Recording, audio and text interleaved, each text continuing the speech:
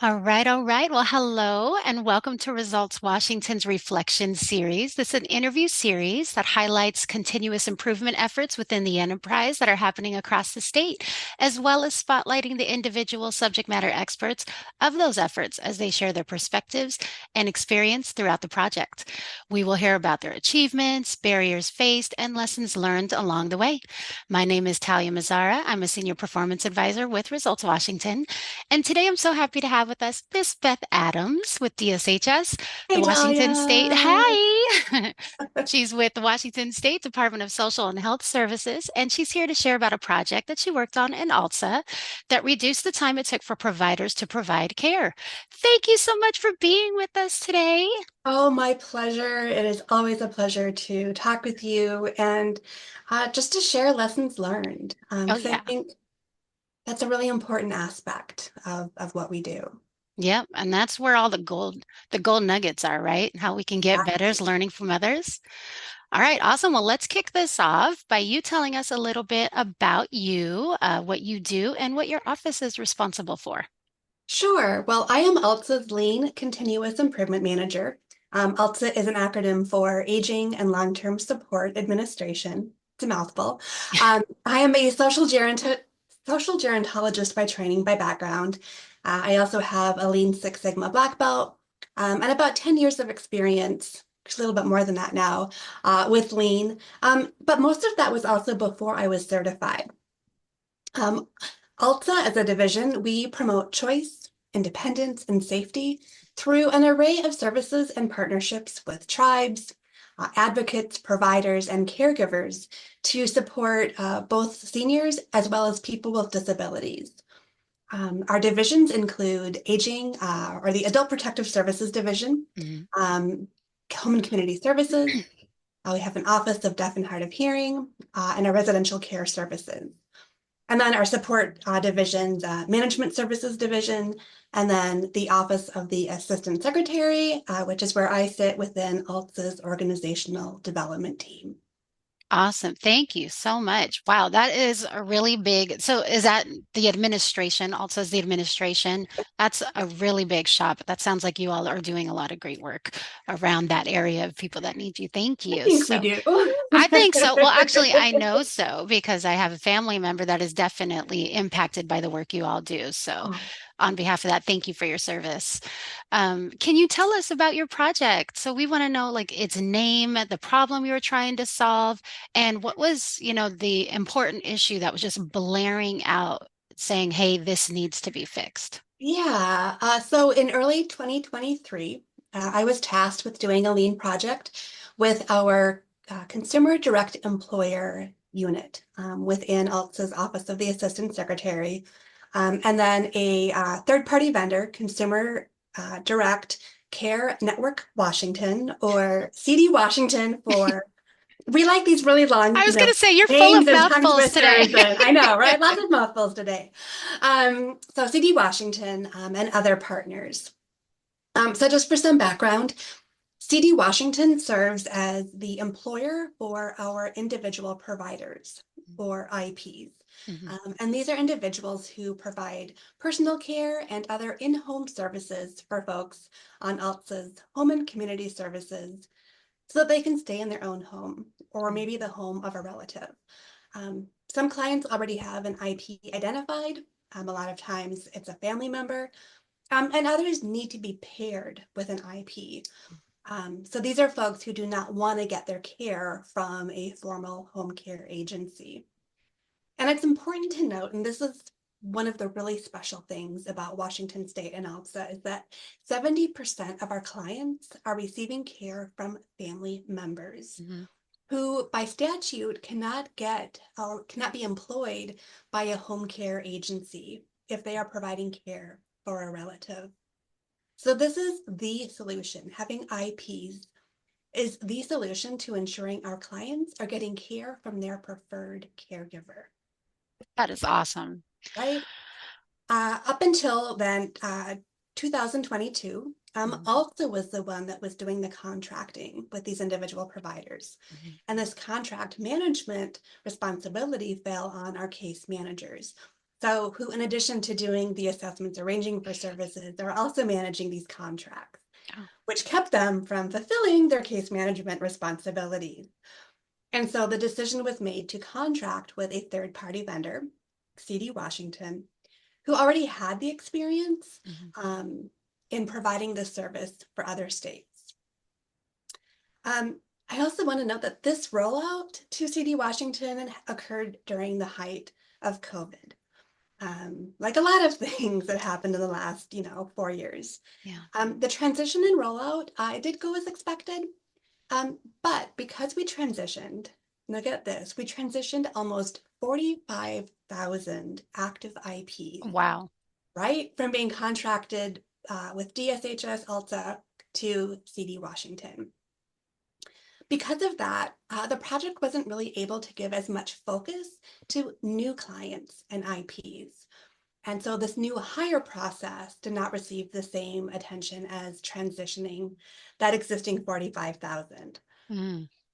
So there were some challenges, and thankfully, CD Washington recognized that there were changes they needed to make to their process. Hmm. I think with any new process, we recognize that, we have a vision and we might partner and stakeholder it, and plan, but things don't always go the way we anticipate. Yeah. Just all those unanticipated occurrences. So they recognized that they needed to make changes to their processes, as we did within ALTSA, and others involved in this. So before I got involved formally, Consumer Direct Washington had already started using a lean framework. They had done some root cause analysis, some process mapping. So they already had come into this Hmm. with a lean thinker mindset. Mm. But also leadership wanted to pull together all the players to further identify problems and look at how we could reduce the amount of time it was taking for new IPs to get to the point of being able to provide care. Um, so Consumer Direct Washington, they were fully on board. They both brought executives because there were some managerial things, executive things that needed to change. But they also recognized the importance of having line staff there. Hmm. So our experts, which is a key lean tenet. Yeah. Um, so I was tasked with leading a project of representatives from DSHS. So we had also Home and Community Services, the Consumer Direct Employer team, we also, the DSH's Developmental Disability Administration Hmm. also uses CD Washington as their IP Oh, good. entity, and they were one of our business sponsors. That's To awesome. So there's a consistency in the service provided. Absolutely, yeah. Well, and they Hmm. use our same care assessment tool, and so there's a lot of similarity in how we manage and assess Hmm. our Hmm. respective populations. Can I ask you a quick question? Just Yes. like a follow-up I had earlier when you were talking, because you're giving me so much good information, and I just had a curiosity. When you Yeah. said that it was implemented, or at least you started working on it during COVID, I'm just curious, did it just happen to be that timing that you started working on it, or were there any things, and I see you nodding, but I'm also Yeah. curious, were there any things, you know, any ways that COVID influenced this work, the actual, because COVID was so Oh, unfortunately rampant among yeah. adult and in homes that Population. yeah, the adult population, right? And so I'm just Yeah. curious if that impacted this work at all. Um, I don't have the background Hmm. to affirm, to definitively say one thing or the other, but I think COVID, whether we recognize it officially or not, impacted pretty much everything that we did, all of the decisions that we made moving ahead. Yeah. I think so. This was implemented, in 2022, which means planning started, probably a year or two before that. Hmm. So it was around that There's the same time. timing. Yeah, Yeah. like a lot Good of things, deal. just the timing. Right. Um, Okay. so let's see. Oh, who else was involved? Our area agencies on aging, Hmm. they provide case management services for our people residing in their homes as well. And then CD Washington, of course. And then another vendor, Karina, and they are essentially a matching service, if you will. So they provide a platform for individual providers who aren't yet providing care, Mhm. and clients who are searching for someone to provide care. Because a lot of clients coming into our system Mhm. already have that individual provider identified. They already know who they want to provide care. Mm. But say you wanted, just to do something else in all your free time between, Right. besides everything else that you have going on. Yeah. And if you were looking for someone to provide care, Karina provides this match. Oh, I love that. Yeah, so it's kind of, online matching, That's online caregiving, needed. but not the caregiving is not done virtually, but that process of matching is done virtually. So That's a before the wonderful resource. I'm oh really happy gosh, that you yeah. all partnered with them. That's such a good resource.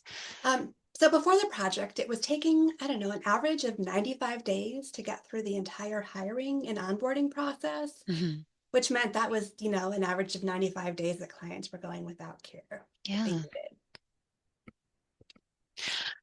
Well, that answers that. Yeah. So, okay. So, Is that a like, thorough enough response? it's super thorough and it's like going into some of my other questions, but it's good Yeah. because I know you've got more depth to go into. So, yeah, that was a question. Like, the next question is how did you solve the problem? What improvements and waste reductions did you see? And it sounds like you are definitely solving by reducing that time of care. So, before it Yeah. was 95 days, what was the after? And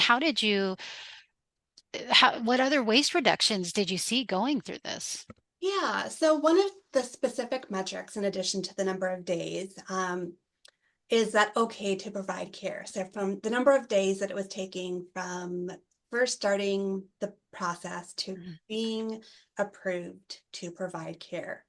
Um, Between January 2023 and July 2024, the percent of applicants who did this okay to provide care within 30 days reduced by about 16, but by around 13%. Wow. So, and then there's also a decrease of those taking um, more than 60 days, Wow. around 17%. So there was a dramatic drop um, in those days to provide care. So how did we get there? Yeah, how did you get there? And then We I'm curious, like before you even go into that, this sounds like you had such great support from your leadership. It sounds like you had a bunch of like really caring heads at the table that are just like, how can we get through this? And so I'm curious, did you all do like a Kaizen event to go through some process mapping or some root cause analysis, or what were some of the activities before we get yeah. to how you actually solved it? What were some of the activities that got you going on really, you know, getting the framework for this? So I always like doing just some interviews first with the folks involved just to get perspective and background and context and wishes and um, Scope it out? scope it out basically. Yeah, we had a Yeah. charter, so we had a definite scope for in and out of scope. We had clear roles for our partners. We had clear deliverables in terms of what the outcome was going to be in terms of what I was going to produce Hmm. as a facilitator. So after doing the scoping, through a series of 3 or 4 remote sessions, and I want to emphasize that this was remote. Okay. We involved people from across the state, Yeah. and Consumer Direct Washington, um, because they provide services for more than one state, they're not physically housed within Washington. Mm. I think they're in Montana. So through 3 or 4 remote sessions, using a combination of breakout groups and a large discussion, we mapped out the entire process. So I was able to do a lot of that as pre-work when I was doing the interviews and looking at existing um, maps or 1, 2, 3 lists that explained what needed to be done. So we verified that yes, this is the process. We then identified all the pain points, the waste, rework, waiting, challenges, communication, rework, all that kind of stuff. Awesome. And there were 3 or 4 themes that were identified. So we did a root cause analysis for each of those themes. Mhm. And then from there, our respective entities prioritized what they wanted to work on first. Um, I also want to, you know, share that for CD Washington, they recognized that, um, and this was kind of a weird thing. Like usually, as a lean, you're the one that's doing the changes because it's within your scope, your Mhm. sphere of influence. This was facilitating something to help someone else, and other entity, make changes Mm. to their practices and less what are the changes that we need to make. There were changes that we did make within ALSA, so just the framework around this was a little bit different than Mhm. previous lean projects that I was involved with. But again, CD Washington was very engaged, and they sincerely wanted to make an improvement. With the breakout groups, we were intentional about ensuring that there was broad representation within each group. So we had folks from City Washington talking with case managers, and talking with folks from BDA in the background check unit. And so this project also just helped improve communication, Yeah, I was going to say, it sounds like you had such project a good communication. communication plan going to keep Yeah. everyone on the same page. Yeah. So once I sort of helped get all this set up, provided a responsibility matrix to CDE, at this point, I sort of stepped out, was available to provide assistance as needed. But DSHS and CD Washington together identified about 15 quick wins Mm, that they were able to fix within 3 months at the end of the wonderful. project. And then from there, they also identified larger system changes that needed to be made. One of the things that our CDE team was to set up a OneNote page within a shared SharePoint site, so that everyone had access to that responsibility matrix, and could update it rather than waiting until the next meeting to have that update. Oh, nice. Can I ask a Um, quick question? yes, Interject with a lean tool question for yes. because we're going to have some of our lean community listening to this, and I know that folks like to hear every now and then. When you hear, it sounds like you're using a lot of great lean tools, and you mentioned doing some root cause analysis. So I just have a question that other folks might like to hear is, did What you tool did have, I yes, use? do you have a favorite tool that you used for this project that really Yeah. helped you, highlight those causes? So I always like the 5 why. Mhm. It's easy, it's simple, it's intuitive, it makes sense. You don't really have to explain it to everyone. Yeah.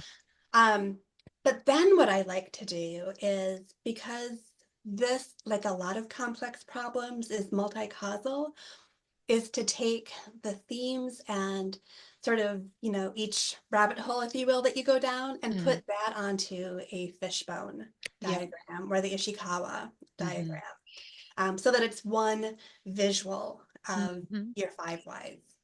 Awesome. Thank you. Thank you. Yeah. Um, Okay. Oh, go ahead. Continue. yeah, gosh, what else? So one of the other things that I think CD Washington did was that they created a hiring team from existing staff members, Nice. um, so that anyone who had questions about the hiring process Mhm. could directly connect with someone who is fully trained on the process, could answer their questions right away.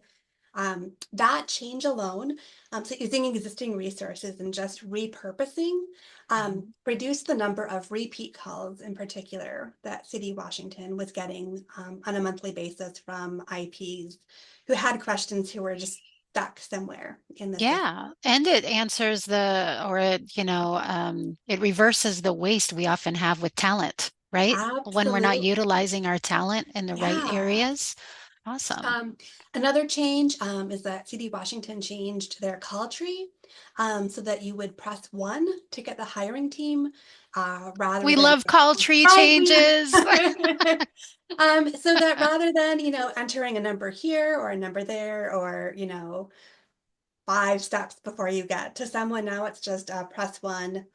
And that's what I think a lot of people intuitively press, is like either Mhm. press 1 or press 0 to get to the operator. Yeah. Um, And then another big change that Washington made was to their website, so to their landing page. Hmm. Previously, when anyone, mostly IPs, would come to it, they would see both the, apply to be an IP or apply to work for Consumer Direct Washington. So they had um, sort of a split, like, well, do Which I one do I fall into? right, exactly. Which one do I go into? So now they minimized that. They just sort of put it at the bottom, and now it's clear when IPs or anyone goes to the page, they know exactly, this is for me. So they don't have that complex customer Hmm. confusion. Oh, that is amazing. I And then love they that. also, and I think this, you had talked about like how does this improve access for Hmm. Washingtonians? Are you just, can I ask, are you just in my head? Because that was my next question. How is this making Yeah. outcomes more equitable for Washingtonians? Yeah, so in addition to all of these, they also, CD Washington is continuing to work on increasing language access services. They currently have the full application packet. Um, I think at the time it was like 8 or 10. They're now up to 12 different languages and are continuing to work on more so that all the application material instructions are, in multiple languages. And because a lot of our IPs for a lot of them, English is a second language. And Hmm. so being able to, have culturally appropriate paperwork in a It's language huge. that matches, Hmm. it's huge. Yeah. Um, yeah. So, um, yeah. So these changes also overall just reduced the complaints about the hiring process from IPs, from clients, from social workers, case managers, pretty much everyone involved in the process. I love projects like this because Right? you're improving, you're not only improving, the care, but the process that impacts the people who are Yeah. working it, the people who you're contracting out to work it, and then the people who receive the care. It's just, oh, it feels so good. Yeah. Like I can feel the joy inside of a project that was executed really well. Well, and I think, this points to the continuous improvement nature Hmm. of lean projects, especially of complex problems, is I think sometimes we get too focused on that numeric, that measurable change, Mm. which is important, and we did see here. And we still have opportunity for growth, for Hmm. getting closer to that ideal state. Yeah. But I think the psychological impact that people have, how people feel as they move through a process, is something that um, I don't think we do a good job of measuring before and after, or of Mhm. recognizing just that psychological, I'm not as stressed. I mean, that's literally what I felt when you talked about, clarifying what group I fall in from the website, the phone tree. I Right? literally felt that breath of relief. I mean, people are frustrated when they're going through things that need these services, Yeah. as well as the IPs, so it's just like to take one less thing of stress off my plate and allow me to move forward with what it is I need to do. Yeah. That's beautiful. I love that. Well, and then for those that are doing the work to know that they're actually being able to do the work rather Yeah. than dealing with chaos. Oh, because there's nothing more frustrating. And I know this because I come from the background, right? When I started with the state, I started with, the Medicaid eligibility division with Healthcare Authority. And so Yeah. I definitely have that experience of being frustrated for the clients when Yeah. things aren't working as smoothly. So I know what you mean. And that is just amazing. So And I do want lots of, to point out one more thing too, is that one of the advantages, sorry, when you were oh, talking about the your work at the Healthcare Authority, I think there were assumptions that staff had on all the different sides that, oh, they just don't care. mm, Because they would fix it if they cared. But right. the things that this project did was really reduce the barriers and see that, oh, they really do care. They Hmm. really are invested. And it became less of an us them and more of a how can we Yeah. All work on solving collectively this work together. problem? And Yeah, sometimes you the just need collective to. problem. Yeah, it is a collective problem, and sometimes you just need to do exactly what you all did and make this visual, step by Right? That's step one of my favorite visual, so things we is can making it see all visual. same, like where is the kink in the hose? What's causing the Yeah, issue? And, how can we straighten it out? So I love this. yeah, What's the next step in your project? Are the agency's plans with the project? I know that it's continuous. It's yeah. not arrived at perfection, but we do Always strive room for for it. growth. Well, I think, the timing of you having reached out to me was almost kismet because a couple weeks ago, I was asked by our executive leadership, by B, our assistant secretary, if I would, Mhm. step in and do some more work. So we still have room to get closer to that ideal state of reducing that gap in time from applying to okay to provide care. Um, so one thing that we want to focus on in particular now is looking specifically at the background check process and the Mm, credentialing process. mhm, So background check includes, the I-9, are you, eligible to provide care in the United States? Fingerprinting, do you have the right training, the right credentials? Um, so these are just areas where there's just a lot of confusion, waiting, and rework. We also want to address the gap. I'd mentioned earlier that Madge Service Carina. mhm, So we have a gap between IPs who have been recruited and are looking for work. And we also have clients going unmatched who need IPs. mm. So how can we close that gap and bring together individual providers and clients? So that's sort of where we're at. Kind of need to figure out which we're going to focus on first. Might try to, do a little bit here and there with all of them.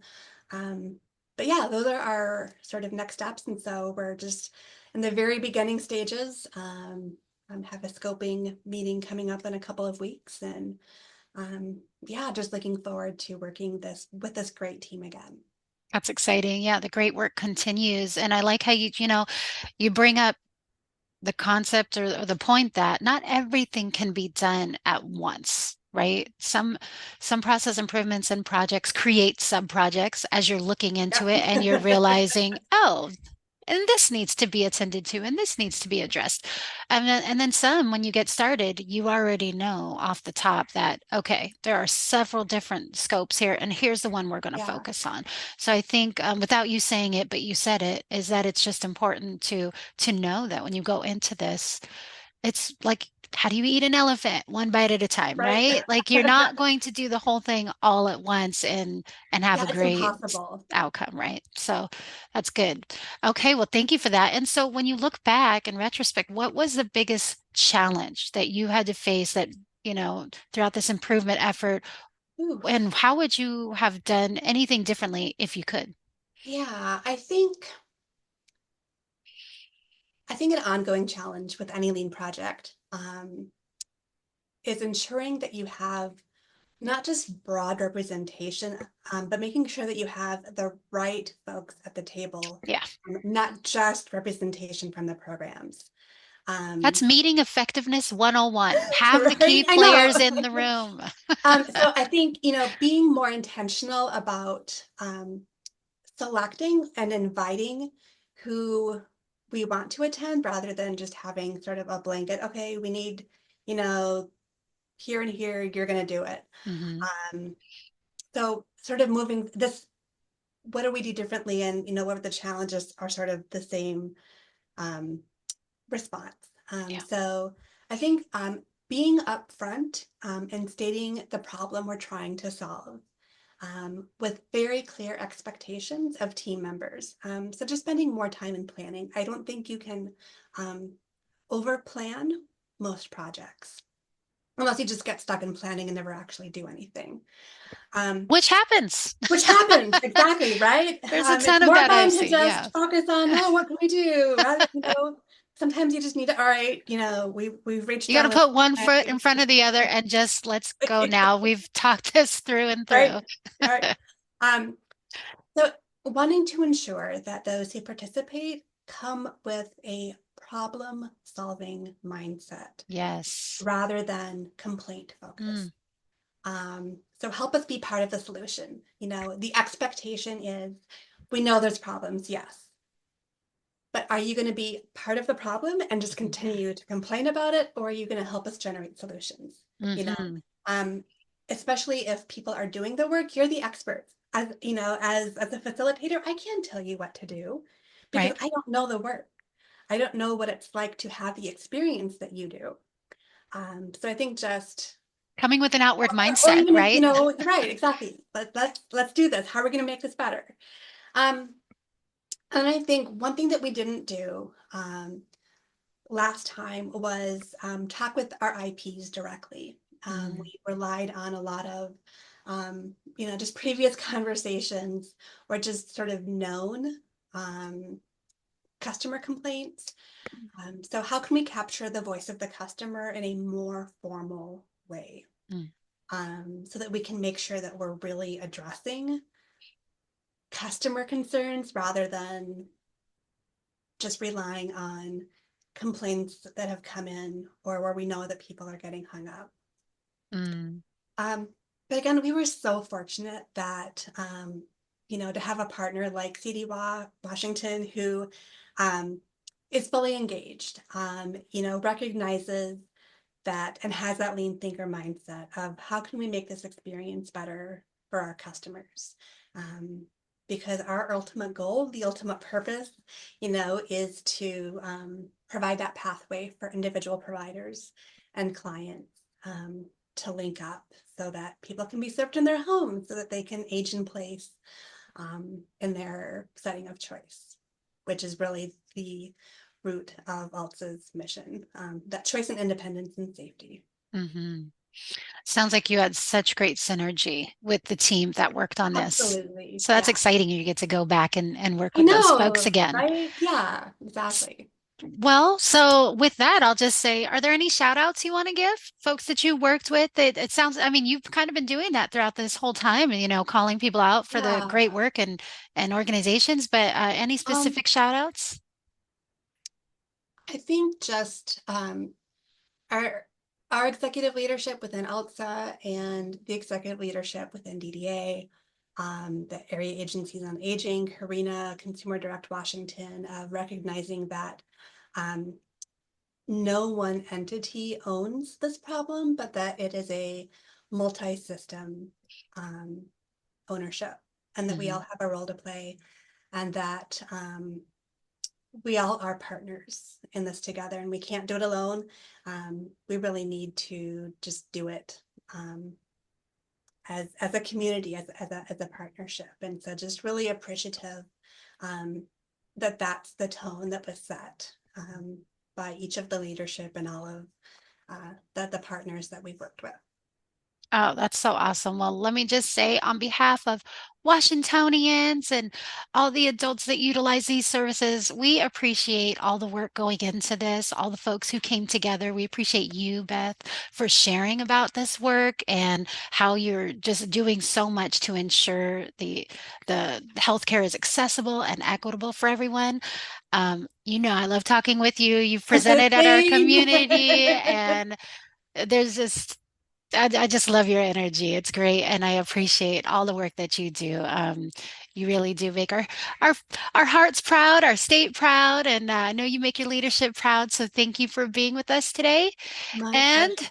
if there's nothing else that you want to share, that's all I have. So I could always talk about stuff, yeah, but I think we have limited time here. So, yeah, but no, it's a short one, but we may bring a you short back for one. another. It sounds like you're working on a whole lot, and who knows, we may bring you back for an update. Oh, that'd be fun. All right, awesome. Well, thank you. Thank you everyone for watching. Have a good one. Bye bye. Bye.